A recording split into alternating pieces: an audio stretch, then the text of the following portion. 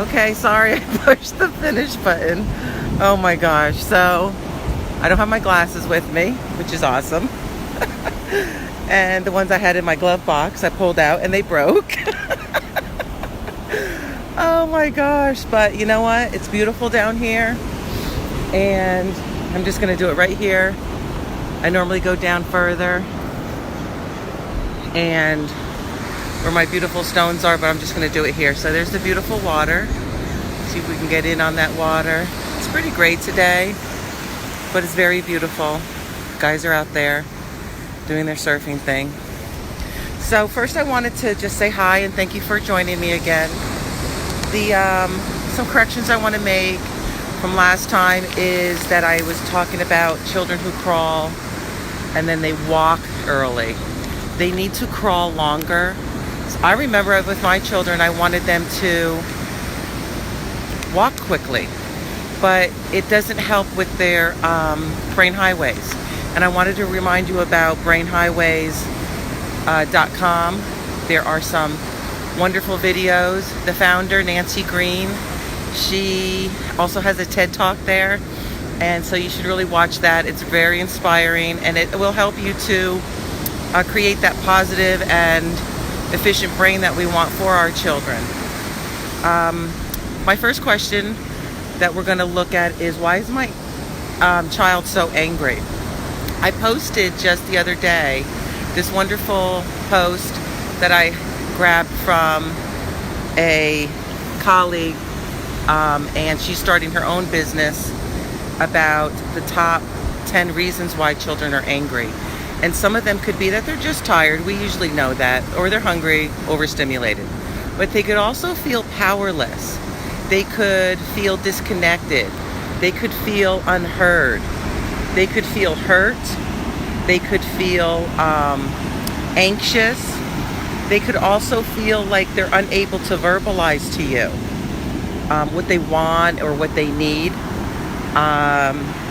And they could also feel like you are in their boundaries. You're invading their boundaries. So some things that we can do here if this is happening is really just start to create an atmosphere or an environment of calm for them. Sometimes just blowing it off. Not a big deal. They're angry. We all get angry. We have to remember that as moms. Then, you know what? Offer them something that they enjoy. Let's play a game. Let's go outside and play. Let's do what you want to do. It calms them and it puts them in their comfort zone. And then you just start talking to them. Open up to them. Tell them about your stories of how you might have felt if they do say, oh, I feel very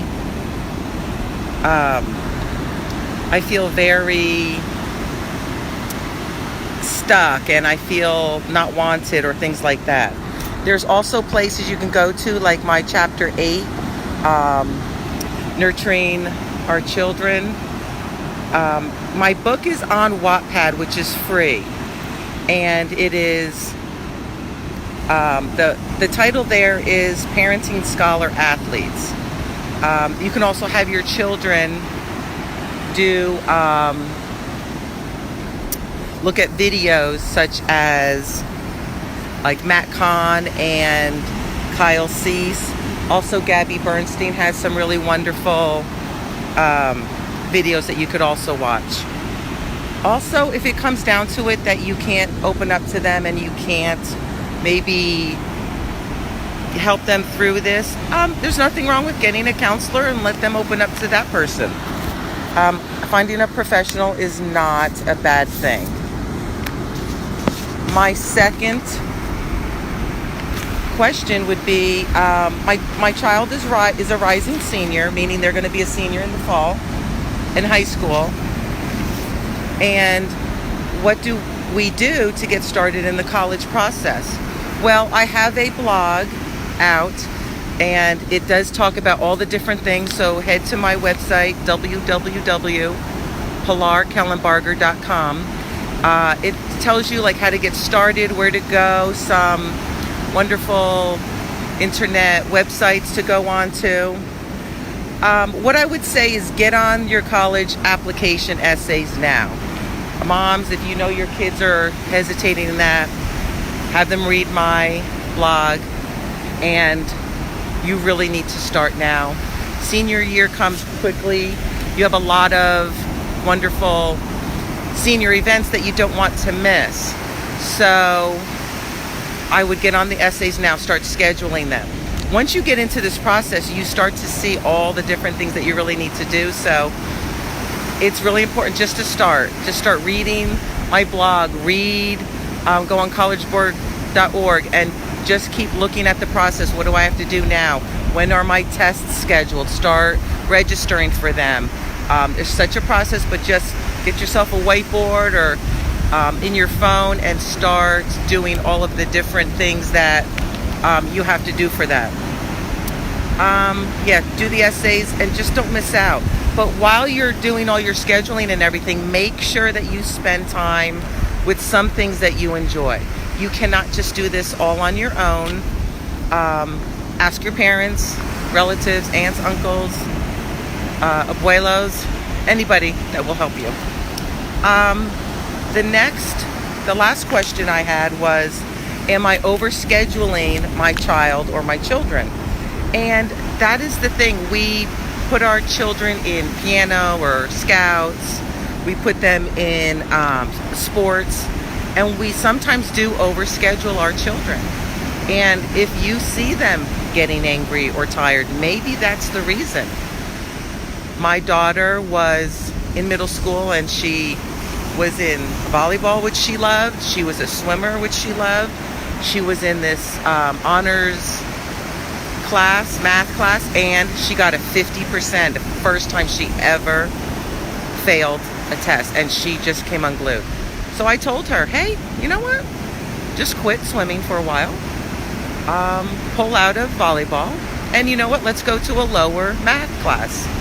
And as she sat in it, she started realizing, well, Mom, I really love to swim. It helps me. It's like meditation. I said, well, then keep doing that. Then she said, well, Mom, I really like volleyball and it's only going to be for like 6 weeks. Okay, then stay in it. Just keep breathing. And then there was, you know what? I really don't want to be in that other math class. I want to be able to just keep pushing myself. And I think I just didn't study. Okay, so she actually just went through it. In the meantime, I'm losing it inside because I'm really nervous for her. Oh my gosh, she got a 50%. She's crying, which she never used to cry. And oh my gosh, how am I going to handle this? But as moms, if we just stay calm, we're just still in the moment, just like this, then we will help them because we're letting them think it through. We have to let go of that control. We have to remember it's them, it's their journey.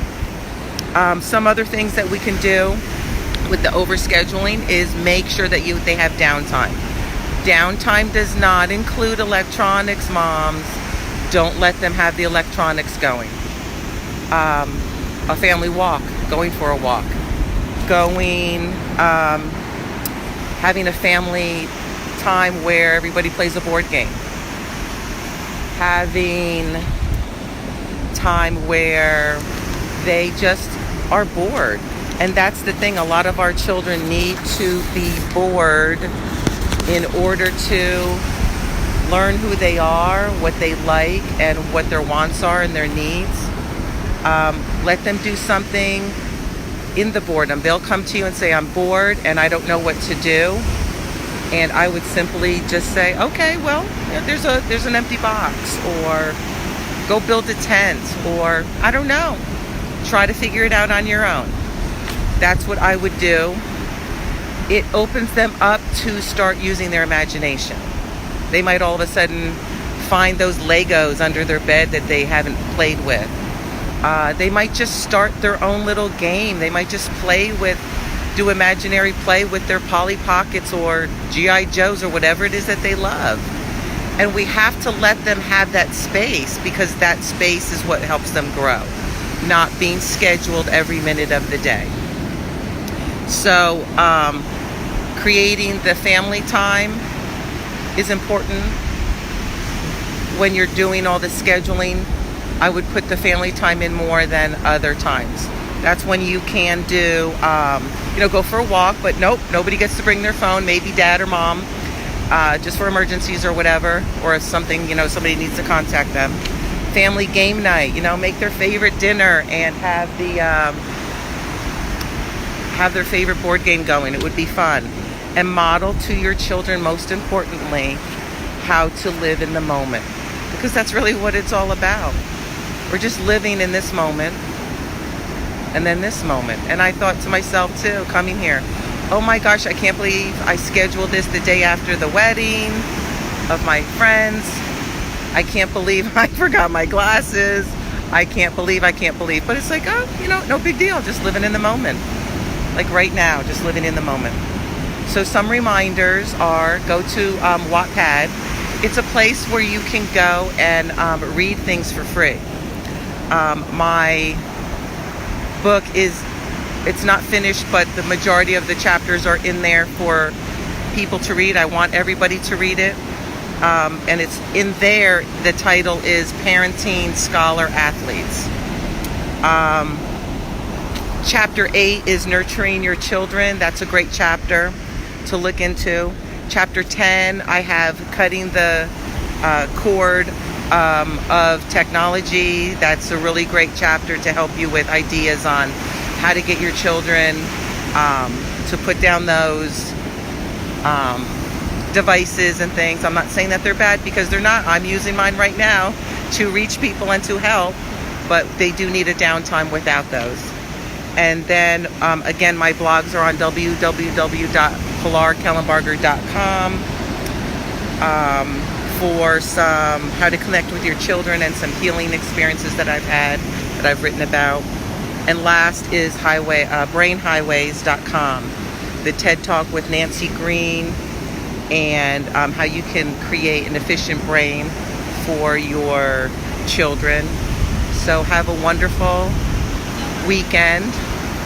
I'm going to throw those glasses away because they broke. I got to go find another pair, put them in my car in case I ever forget my glasses another time. And just maybe head up north.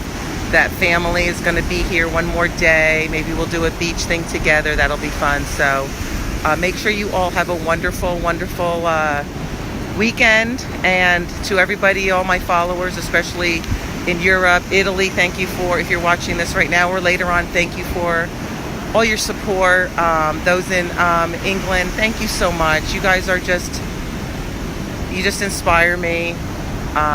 There's certain followers that are always there, always clicking on my blogs and things, and I'm just really grateful. And my thing is, if you know somebody who needs anything that I write about, please share it with them, because that is why I'm doing it. I'm not doing it to be a millionaire, far from it. It's such a passion inside of me that I just need to share. I need to help those out there. I know there are people like me going through the same experiences that I had to do, and they just need to hear it from someone else. And so please share my things with others. Oh, there's Michelle. Yes, we certainly have had to learn to live in the moment. Yes, girl. So I'm going to leave soon, Michelle, and then I will call you on the way home. I hope your husband's doing great with his surgery. And everybody have a wonderful, wonderful, wonderful, relaxing weekend. Okay, bye. I'll see you next time. I'm going to come up with 2 more to do in August, so we'll keep doing this. Okay, get your questions ready. Put them down below and I'll help you out. Okay, have a great one.